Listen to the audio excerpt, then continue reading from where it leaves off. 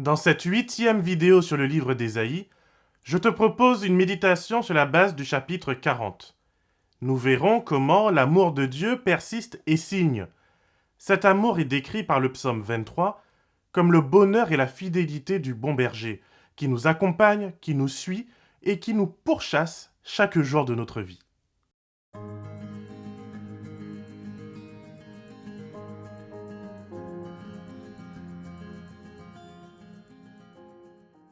Bonjour et bienvenue.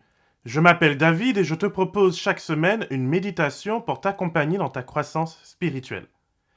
Dans cette vidéo, notre réflexion va s'appuyer sur le chapitre 40 du livre d'Ésaïe. Ce chapitre n'est pas très facile à comprendre, car il marque un tournant dans la prophétie d'Ésaïe. Les chapitres 1er à 39 semblent avoir une unité littéraire qui change un peu à partir du chapitre 40. Cela conduit à des interprétations différentes et à des croyances différentes.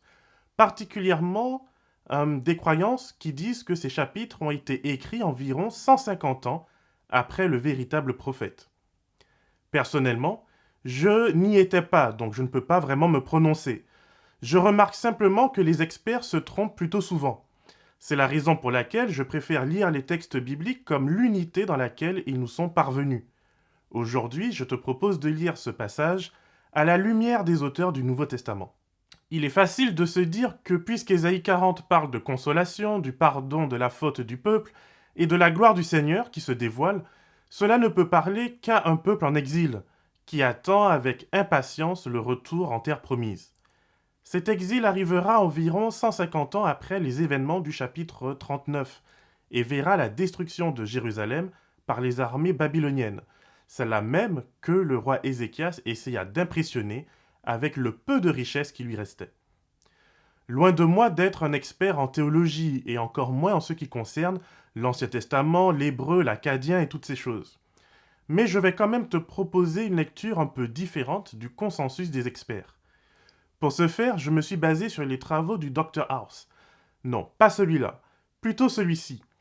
Le professeur Paul House fait partie de ces quelques rares experts croyants qui pensent qu'Ésaïe est peut-être le fruit d'un seul auteur. Il a publié récemment, entre 2018 et 2019, 2 commentaires qui font, il me semble, l'état de la question d'une manière très équilibrée. Commençons donc par un petit rappel des événements très mouvementés des chapitres 1er à 39. Ésaïe a exercé son ministère sous le règne de plusieurs rois. La majorité d'entre eux étaient des rois ripoux. Même le roi Ézéchias n'est pas exempt de tout reproche. Face aux ardeurs et à la destruction des armées assyriennes, courroux qu'il a malheureusement lui-même provoqué en se rebellant, il cherche d'abord une solution humaine, terrestre à ses problèmes. Le livre des 2 rois, chapitre 18 et les versets 13 à 17, nous montre un Ézéchias donnant toutes ses richesses au roi d'Assyrie afin d'essayer de faire la paix avec lui. Ce n'est que parce que cette manœuvre politique échoue et que les armées assyriennes viennent assiéger Jérusalem qu'il va au temple dont il a fait auparavant enlever les portes. Et c'est là, face à l'anéantissement que lui promet Sénachérib, qu'il déverse son cœur devant Dieu. Ézéchias reste pour moi un roi de bonne volonté, mais il n'a pas vraiment compris la leçon de David son père. Dans le psaume 86, au verset 11, David témoigne de ce qu'il a compris en essayant et en échouant d'être fidèle à Dieu. Aucune personne ne peut servir Dieu par elle-même, par ses propres efforts. David va donc faire cette prière magnifique à Dieu. Unifie mon cœur pour que je craigne ton nom. Dans le psaume 86, verset 11.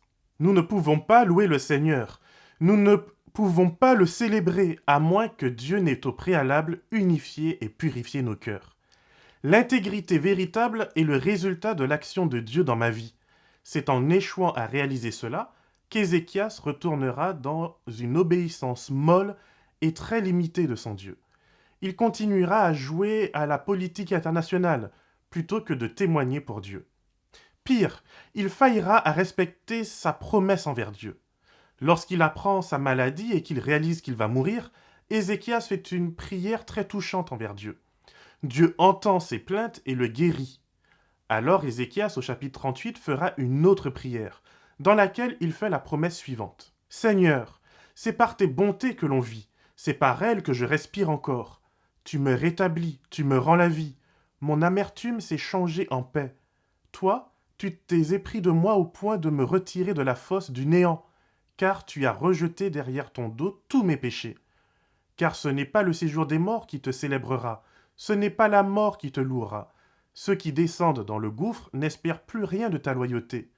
Le vivant, c'est celui-là qui te célèbre, comme moi aujourd'hui. Le Père fait connaître au Fils ta loyauté. Le Seigneur m'a sauvé. Nous ferons résonner mes instruments tous les jours de notre vie à la maison du Seigneur. Quelle belle promesse, quelle belle prière. Ézéchias fait le serment de faire retentir les louanges de son Dieu, de son libérateur face aux Assyriens et de son rédempteur face à la maladie. Pourtant, au chapitre 39, lorsque les Babyloniens viennent le voir, point de louange pour Dieu, point de célébration de sa grandeur et de sa bonté. Au lieu de cela, Ézéchias fait retentir sa propre gloire, sa propre richesse, sa propre intelligence. À la fausse gloire d'Ézéchias, le chapitre 40 viendra opposer la véritable gloire du véritable Dieu. Au verset 12 à 26, Ésaïe fait retentir le chant qu'Ézéchias aurait dû présenter aux émissaires de Babylone. « À qui me comparerez-vous pour que je lui ressemble ?» dit le saint. « Levez les yeux en haut et regardez, qui a créé ces choses ?» Amen, n'est-ce pas? Dieu est grand et incomparable. Voilà le message qu'Ézéchias avait promis de porter et qu'il a échoué à transmettre parce qu'il était trop préoccupé par sa petite gloire, par sa propre réputation, par sa propre sainteté, pour rendre à Dieu sa louange et son adoration, y compris avec et devant des étrangers. Pas étonnant que le prophète qui a dû apporter à ce roi la mauvaise nouvelle, que son attitude et le fait qu'il ait pris le nom de Dieu en vain, aura des conséquences terribles pour Jérusalem, soit découragé et dépressif. Pas étonnant non plus que le peuple qui est dans un état lamentable désespère. On oublie trop souvent que si Jérusalem a survécu de peu, la Palestine est dévastée, que Sennachérib a conquis toutes les grandes villes du nord et de Juda. Les armées assyriennes ont pillé, dévasté, violé et déporté la grande majorité de la population d'Israël. Et même si Jérusalem survit, en quel futur peuvent-ils espérer? Ce peuple se trouve dans la même situation qu'Israël se trouvera au moment de la venue de Jésus, dans une sorte de semi-liberté.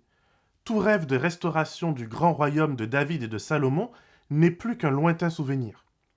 C'est alors qu'Ésaïe prophétise à ses frères et sœurs que même si dans le futur immédiat les choses iront en s'empirant, ils peuvent espérer dans le Messie. Ils peuvent placer leur confiance dans l'amour de leur Dieu, qui ne les oublie pas. Même lorsqu'ils seront en exil, la bonté du Seigneur se souviendra d'eux et sa grâce ira les chercher. Le chapitre 40 commence par une exhortation au pluriel. Dieu ne s'adresse pas seulement à Ésaïe, mais à tous les croyants fidèles qui regardent par-delà leurs fenêtres et ne broient que du noir. Les avertissements de jugement, les paroles sévères des chapitres 1 à 39 avaient pour but de sensibiliser Israël, afin qu'il se repente et qu'il soit sauvé. Mais lorsque ce peuple scelle sa mauvaise fortune par sa rébellion, Dieu passe à un autre registre. Il promet la consolation, il promet le pardon, il demande à son peuple de faire preuve d'encore plus de foi. Consolez, consolez mon peuple, dit votre Dieu. Parlez au cœur de Jérusalem, criez-lui que son combat est terminé. En effet, le peuple d'Israël n'aura plus à combattre par les armes pour sa délivrance. Dieu ne lui enviera plus de rois guerriers et conquérants. Bien sûr, il y aura les Maccabées, mais ces derniers ne donneront qu'un répit aux Juifs. La délivrance à partir de ce moment ne viendra que par le Messie, le Christ. Recevoir le double pour sa faute est généralement un geste volontaire, comme Zachée qui s'engage à rembourser 4 fois ceux et celles qu'il a volés. Dieu va parler au cœur de son peuple. Il va convaincre son peuple. Il va lui démontrer son amour. J'aime beaucoup cette phrase dans la Bible. On la retrouve par exemple dans le livre des Juges au chapitre 19 et le verset 3. Dans ce passage, un Lévite est trompé par sa compagne. Puis après l'avoir fait cocu, elle s'en va se réfugier chez son père. Quelle honte, quel déshonneur. Mais ce Lévite ne se décourage pas. Il va la voir pour parler à son cœur et la ramener chez eux. Cette expression implique un geste d'amour, une démonstration d'affection qui convainc. Tu comptes pour moi, je tiens à toi, tu es importante pour moi.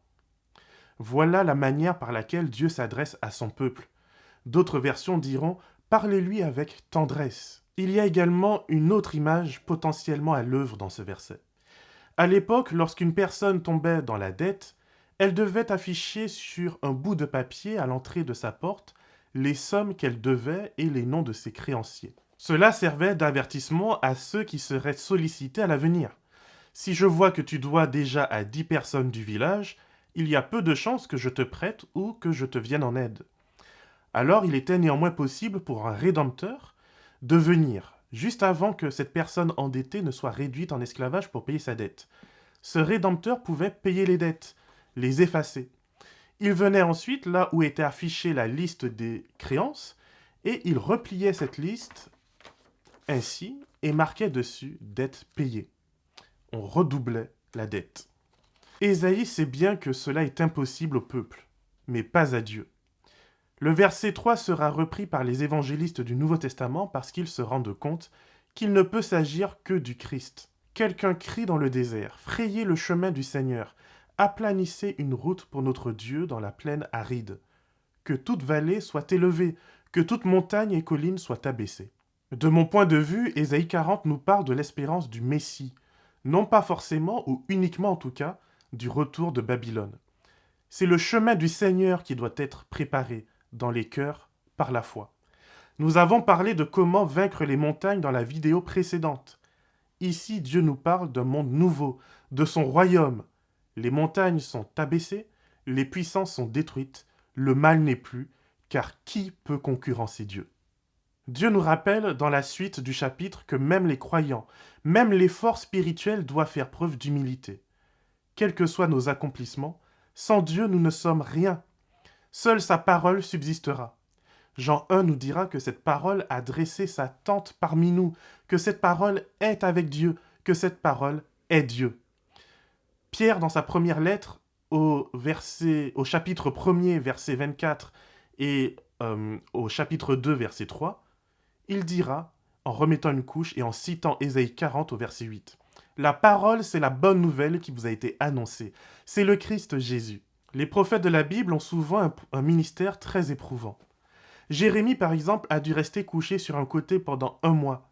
Osée a dû épouser une prostituée. Jean-Baptiste finit la tête sur un plat d'argent. Le message prophétique ne se donne pas de loin, dans la critique gratuite et stérile. Dieu utilise des prophètes qui savent parler au cœur de son peuple, qui vivent avec son peuple et qui subissent les mêmes châtiments que son peuple. Dieu ne nous permet jamais de nous mettre au-dessus de ceux qui nous envoient sauver. Dieu nous invite à incarner son message d'avertissement dans l'amour et dans la compassion. Alors, entendons nous aussi cet appel. Montons sur les sommets, là où nos sociétés tirent leur gloire, là où nos églises se perdent sur des chemins escarpés.